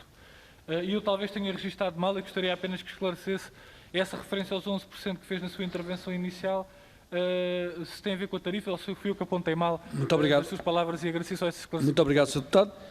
Sr. Engenheiro, se entender dar uma resposta a esta questão levantada agora pelo Sr. Deputado Duarte Alves, Posso clarificar? muito rapidamente, faça o favor. Sim. Posso clarificar muito rapidamente. De facto, reiteramos que o impacto é zero. A indicação que foi dada no slide foi que o peso da rede de alta tensão e média tensão na tarifa é do valor que o Sr. Deputado referiu. Agora, no entanto, uma variação de zero, obviamente que 0 vezes 11% é zero. Muito obrigado, Sr. Engenheiro. E estava eu a dizer, a dar os meus agradecimentos da presença de todos os senhores e senhora engenheiro, das referentes e das referidas entidades que aqui foram requeridas, e por isso agradecer naturalmente a presença e dizer que estaremos sempre ao dispor para aquilo que considerar importante e necessário da nossa parte enquanto Comissão do Ambiente. Muito obrigado. Agradeço também a presença dos senhores e senhores deputados a esta audição e dizer que dentro de 5 minutos iniciaremos a audição seguinte com a presença do Sr. Secretário de Estado Adjunto de Energia. Até já, 5 minutos. Obrigado.